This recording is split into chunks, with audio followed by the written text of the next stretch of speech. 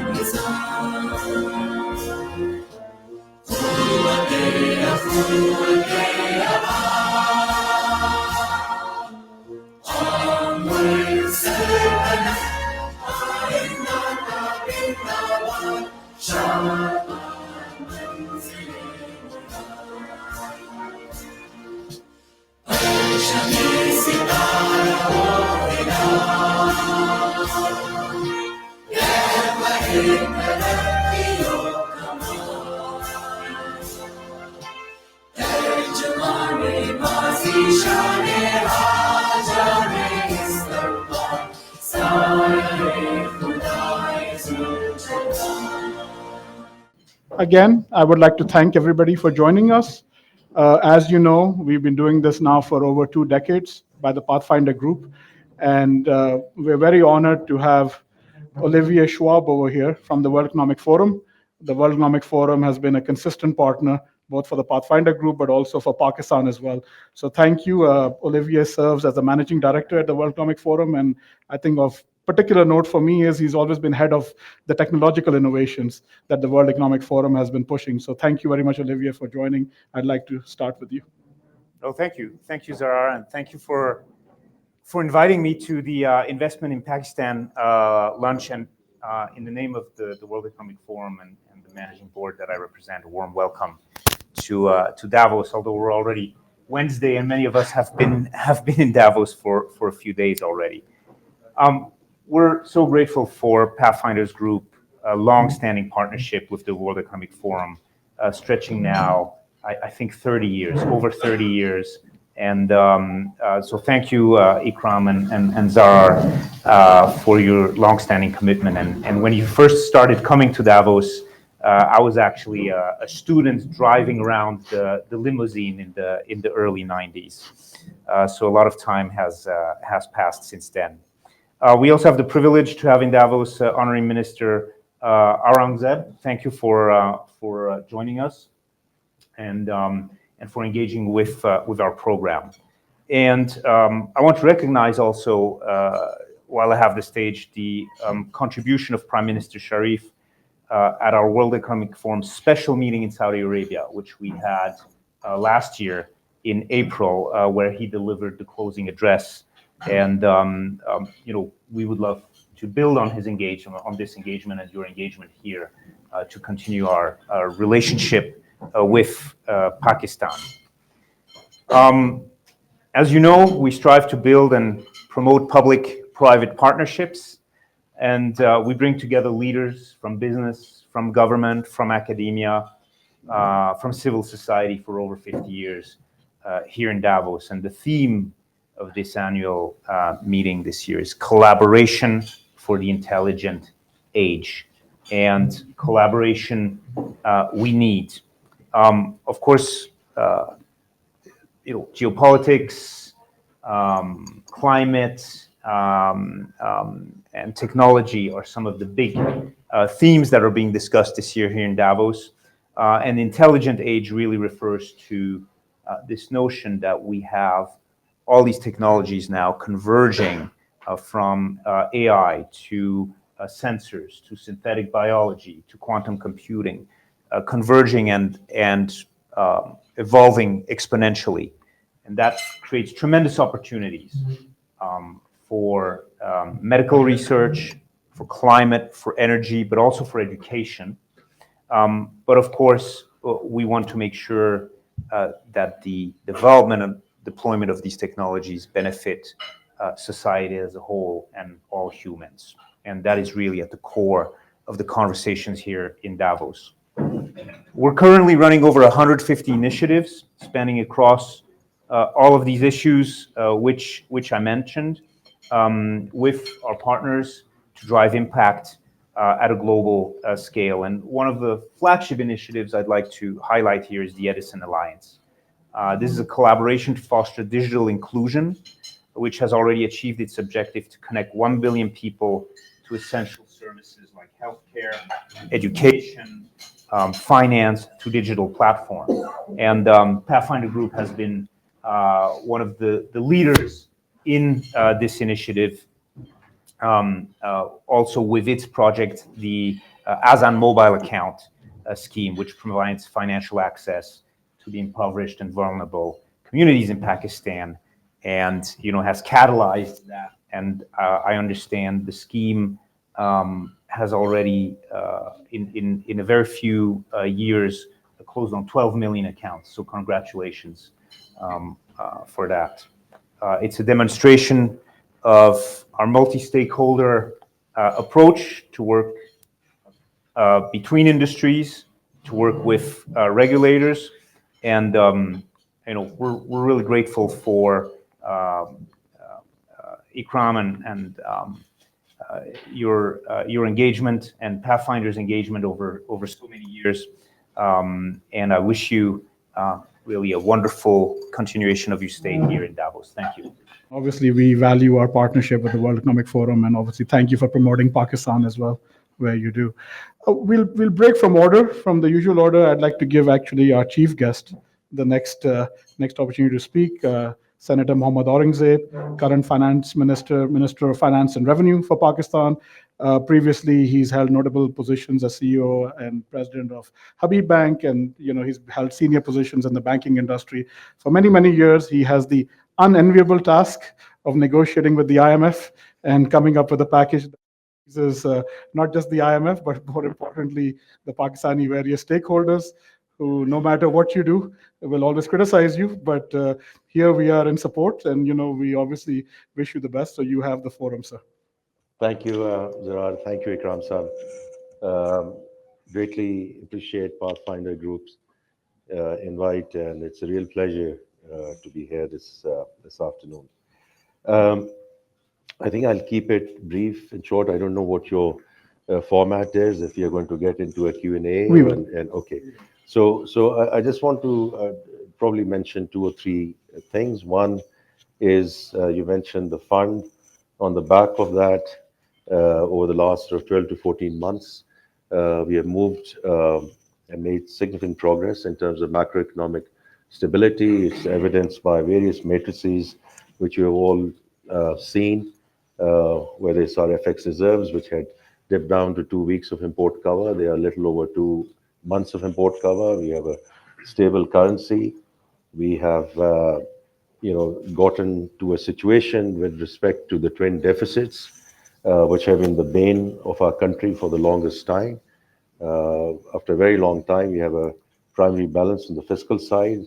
The current account has been positive over the last 5 months. It's on the back of very strong remittance flows, and also the exports. And the good news about exports is that we are actually diversifying. The number which has come in terms of IT services in December, $384 million of IT services export, is an all-time high for the country, and it bodes well in terms of how we take things forward.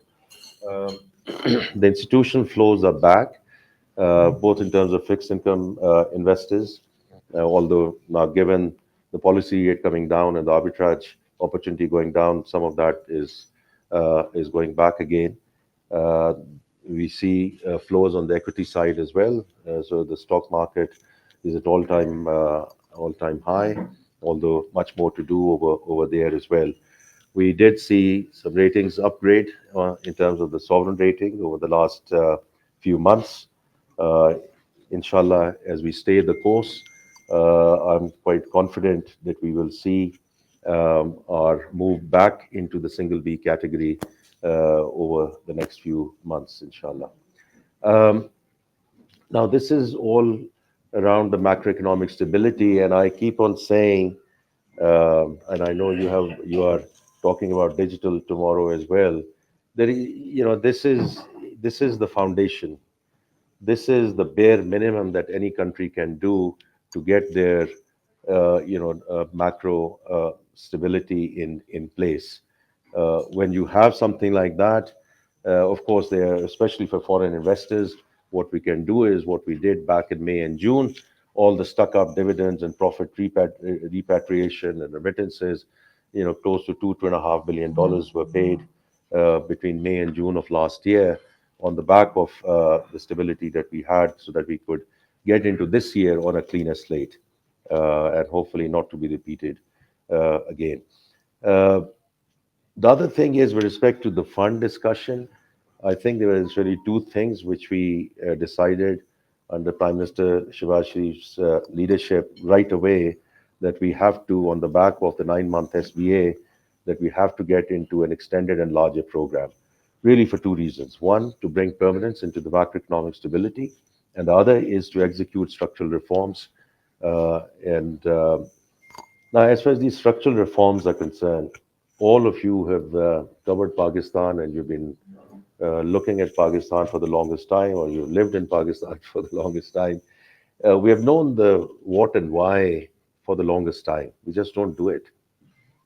So there is no rocket science. There is nothing, that we have to go and look for policy prescriptions. And it's fine. Everyone has their views, and they want to give their views. But any country which is hovering in terms of tax to GDP, 9 to 10%, it's Econ 101, that we have to start moving it into double digit, so that we can get into Committee of Nations and try to bring some level of semblance in terms of the fiscal discipline. Energy, again, affordable energy, renewable energy, SOEs, the kind of drag these SOEs have had on our exchequer for years and years together. And now privatization. I mean, Qasim is sitting here. I mean, I always admire him for the public-private partnership and the leadership he has taken in the government of Sindh, and we should, learn from that discussion and what they have done, and put it in practice in Sindh for the rest of the country, and certainly in federation. And the last thing is public finance, in terms of reducing the size of the federal government, especially after the 18th Amendment. We are still hanging on to things which are devolved subjects. There's no reason that we have to have these ministries. There are 43 ministries, 400 attached departments. Then also around the pension reform. So what we've done is, for all uh, civil bureaucracy colleagues, as of July 1 of last year, we have sort of said anyone who's a new joiner will be on defined contribution. So we still have to deal with the stock, and stock is a very large number, but at least we have stopped the bleeding, and it wasn't easy. Similarly, the right sizing of the federal government, since I've been tasked to chair that committee, um, these attempts have been made previously. I've said it in a number of forums that Dr. Ishrat, during the PTI administration, did a fantastic job in terms of, and I picked up that report, and it went into a lot of detail and was presented in the cabinet of June, July of 2019, never saw light of the day. Because when you are trying to go for a big bang approach, it at times it doesn't work, and it didn't work. So what we are now doing is taking it sort of bite size. We are taking 5 ministries at a time, um, looking at the attached departments, making decisions, taking it to the cabinet, taking it to the PM, getting decisions, and then looking at their implementation. So we are now at sort of wave 4. So 15 ministries are already done. You've seen some of the ministries which are going to be abolished, some of the ministries which are going to be merged, some of the departments which are going to go away. Um, 150,000 vacancies in the federal government have been abolished.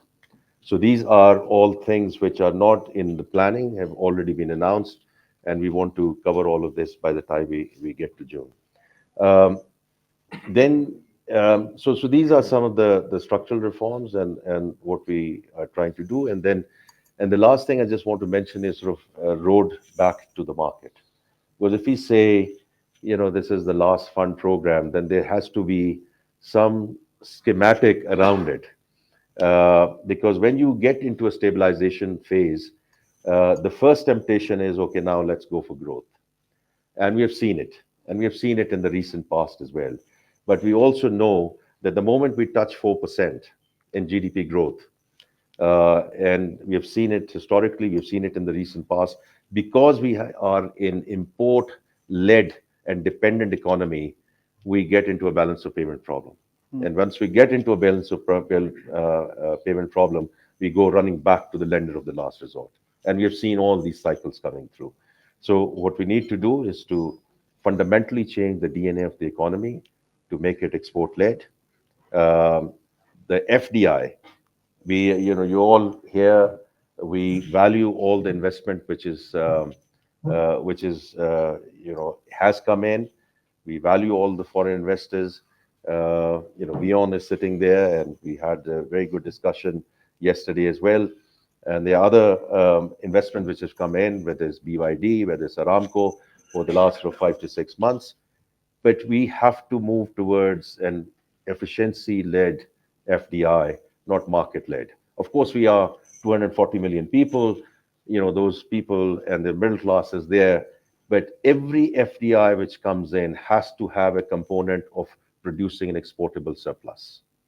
Because otherwise, we will continue to be in this situation. And the last thing is, of course, accessing the international capital markets. As I said, the moment we go into single B, we try to go back into euro and sukuks, etc. And we are making a very earnest attempt to tap the Chinese capital markets for the first time in terms of inaugural panda bond issue following the Egyptian model. That is sort of the road to market. The homegrown economic plan was outlined by the Prime Minister on the 31st of December. The only reason this time around, I feel it is different because it's backed by sectoral plans. This is not a 10,000, 15,000 type of discussions. They are backup and bottoms-up plans from the various ministries, which are now in execution phase as we go forward. I'm going to stop here so that other speakers can have a chance, and we'll take it from there. Thank you very much, Minister, for those words. And we'll have an opportunity for questions answer session at the end. But next, I'd like to go to Michael Kugelman. Michael is Director of the South Asia Institute at the Wilson Center. A noted foreign policy expert, specifically in the South Asian region. He has written extensively, commented extensively, and sometimes created controversy as well. So, Michael, I will turn to you. I want to thank the Sehgal family for inviting me here, and I also want to say it's an honor to be on the stage with the Honorable Minister and Mr. Schwab earlier, and the others.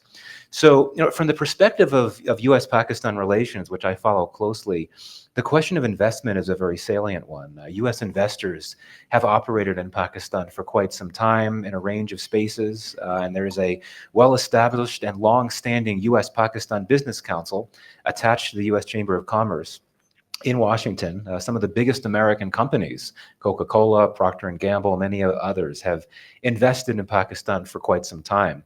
And more broadly, as many of you will know, the U.S. has invested in Pakistani infrastructure, such as dams, as well as schools and hospitals over the years. Now, others are more well-qualified than me to talk about the best sectors to look at and the challenges and opportunities in each of them. So I thought I'd use my few minutes to talk about a broader issue related to today's Pakistan. And in that regard, I'll make a modest proposal as a friend of Pakistan. And it relates to the issue of what I would describe as Pakistan's story. Officials, business leaders often aim to attract investment from the international community by making pitches to foreign interlocutors about why it's worth investing in Pakistan. And the pitch revolves around a number of things, and that might include things like Pakistan's untapped mineral reserves, its textile industry, its large and young population, its fledgling tech sector, and so on.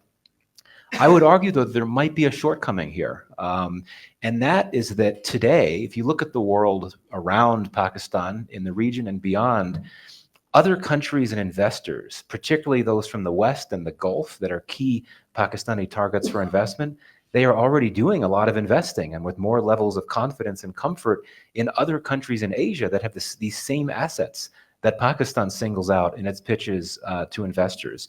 India can offer mineral reserves, a large youth bulge, a robust tech industry. Fast-growing economies like Vietnam and Singapore have the tech growth potential. Bangladesh has a strong textile industry, and so on. And I think that this idea of rethinking the pitch, so to speak, is especially salient when it comes to the U.S. As you all know, we have a new administration that just took office this week.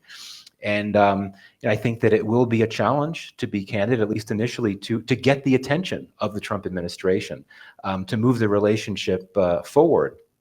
And I would argue that to pitch Pakistan as an important country because of its demographics and its strategic location, which is very true, might not get you as far as you would like with the next administration. So what I'm saying is that Pakistan's investment prospects might receive a boost if that pitch can be adjusted a bit so that it hones in on what truly makes Pakistan unique and as an investment destination. And I think that the onus will need to be on Pakistan and its government to take the initiative and be proactive about this.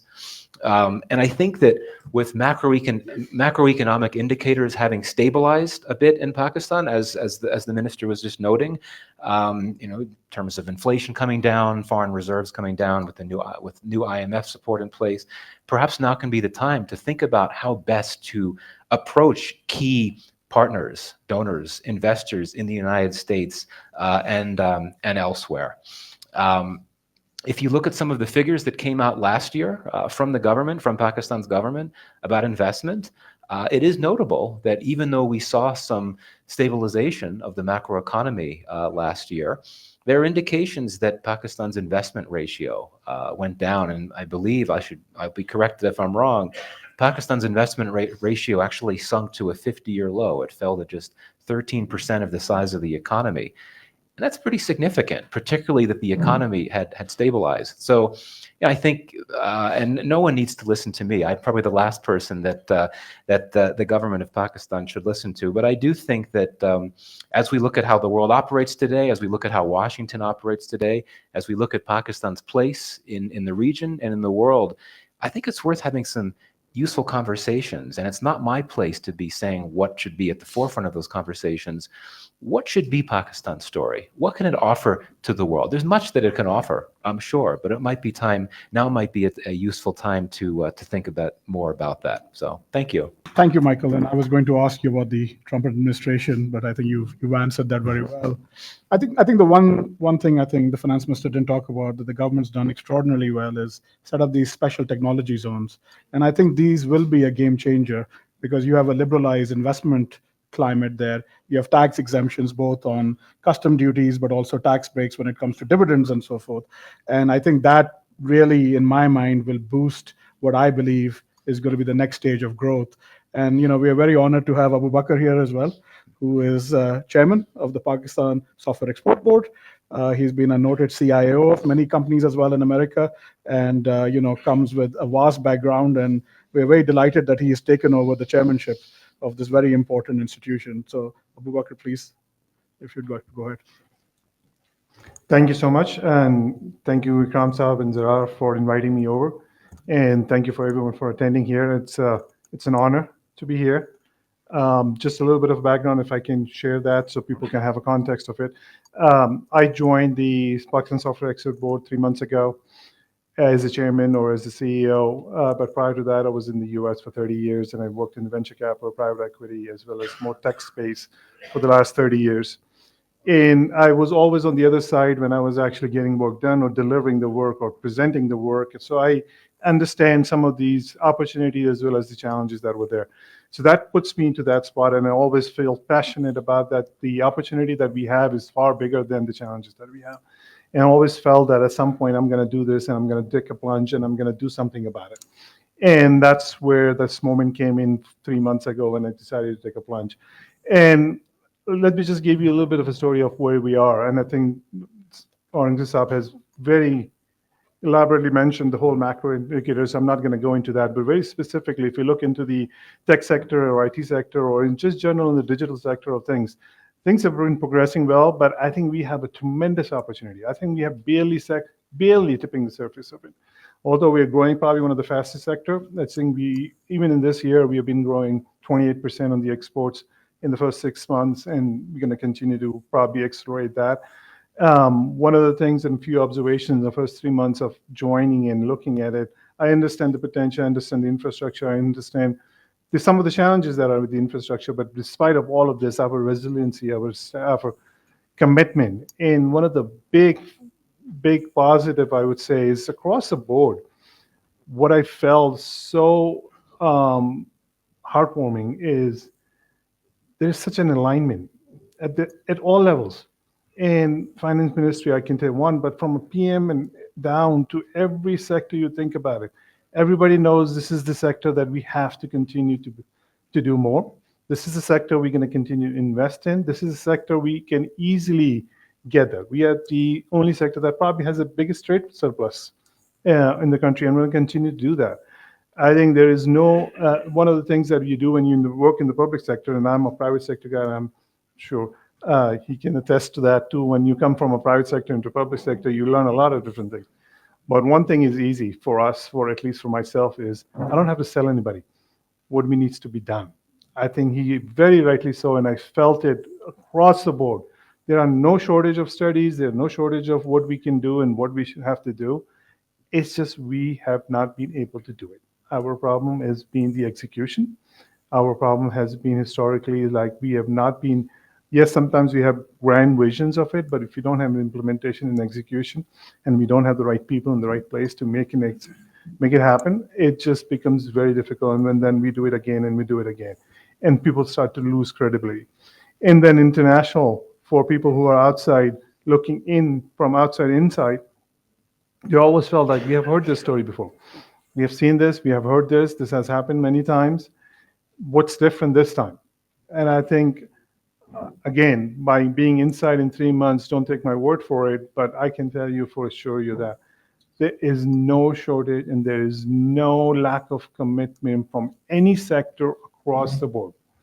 And we were just literally yesterday, we were meeting with all the different ministries about how we ease some of these ease of doing business and all of these issues that we have in the infrastructure with Aurangzeb's ministries and state banks and FBRs and everybody else. We all are there. Then everybody wants to do this thing. Nobody wants to commit. We presented our own sectoral plans to the Prime Minister, and within 2 hours, I think Prime Minister was so,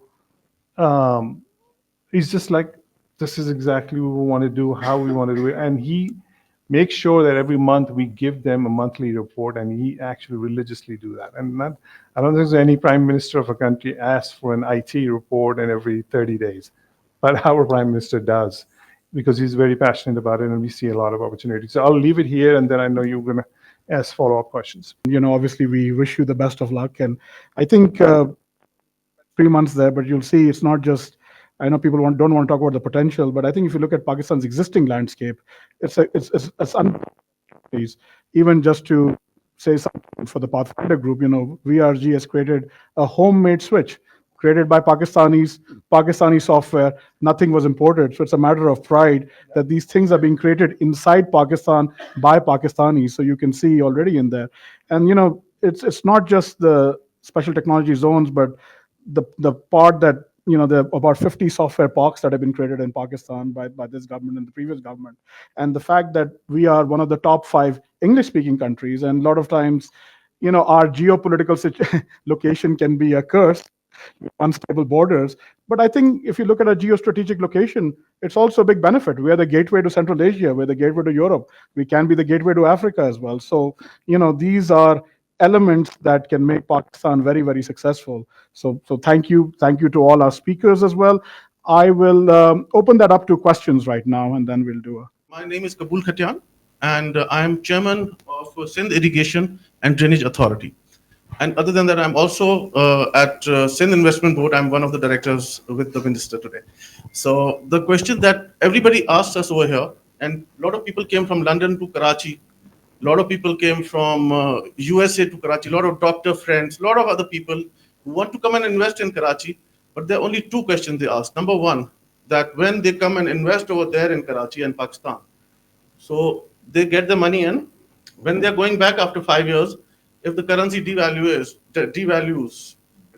you have to make a certain set. They always say that at least fix it for 10 years, 5 years, so that we know when we can exit. And when otherwise if they come in and if it devalues, the money is finished in no time. Number one. Number two, the other question that they keep asking us is that when we make some profit, we cannot take it back to our country or wherever they have come from. So that these are the only two questions I would like to ask. Thank you, sir. And I can appreciate what, whether it's local investors, whether they're foreign investors, basic thing that they are looking for is a policy framework and even more importantly, policy continuity. And that's what we have to deliver.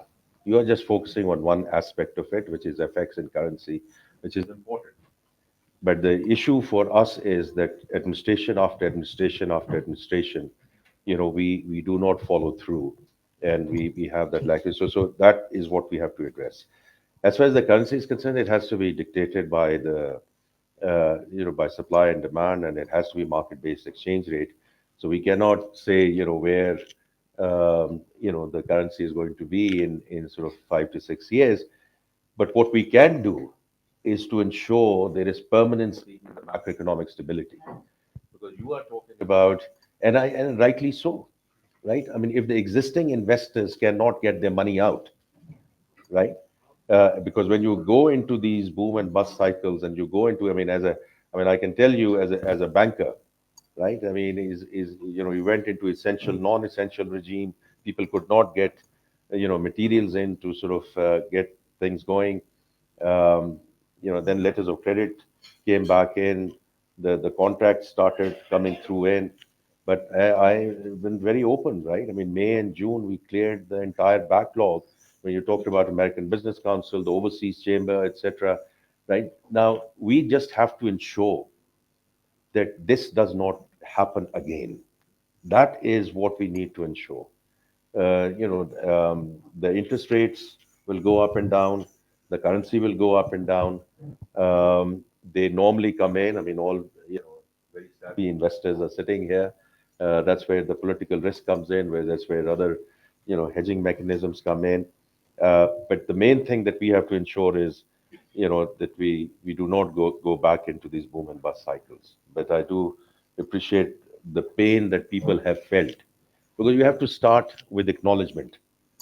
If you say that everything is fine, no, there's a lot of pain. I mean, people had to wait for their repatriations for 2 years. And, they are very generous head offices. I've worked for global banks for bulk of my career. And, I know how the risk managers work. So it's important we ensure that we don't get into that situation again. My name is Anjum Jora. I'm a resident Swiss Pakistani national. I have a request. Mr. Ikram Sehgal did all his life doing something for Pakistan. Why the government of Pakistan is not sponsoring in a way and giving these events a proper acceptance? But no matter who comes in, who goes, he's here and he has been working all my life. And I personally believe we should sponsor him in a way that he is Pakistan. In my eyes, he is Pakistan. I mean, you are minister today, you might not be tomorrow. We have been seeing prime ministers and the presidents here, but there is no on government level acceptance that where we can touch and get the information like your ministry. I mean, you're a banker, you have to come to the client. So your best person in Switzerland at this very moment, I know, is Ikram Sehgal and Zarrar. So please take care of them. And So the only thing I would say, because I'm not sure if there's a question there, but if it's a statement, I fully agree with your statement. Number one. And number two, let me be very clear. Let me be very clear. As far as I'm concerned, the private sector has to lead, period. As far as I'm concerned, government has no business in being in business. Private sector has to lead, and private sector, wherever private sector has led, right, that is where people have made the most progress. Now, in terms of the individuals who have, they have to be acknowledged. I fully agree we should acknowledge Mr. Ikram Sehgal in a very big way. Well, thank you very much for your comments. I would just like to repeat what a few years ago former Prime Minister of Pakistan said. He said, let it be in the private sector, as if the government gets into it, even this will not happen. Yeah, that's right. I also fully agree with it. Keep the government out as much as you can. We'll take one more question, please. Okay, right here in the middle. My question is regarding India. Is the government open to exploring trade agreements with India to benefit from its large economy and vast market? Thank you. I think at this point in time, quite frankly, we should just ensure that that sense would prevail, and we can continue to have cross-border trade across all regions, and so I think that is what we need to focus on. Of course, any location, any country, trade with neighbors is the obvious thing to do.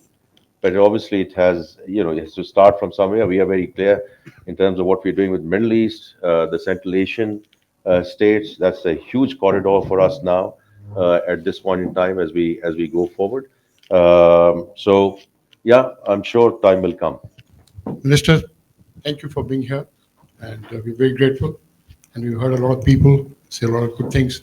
I'm very grateful, even Oliver is not here.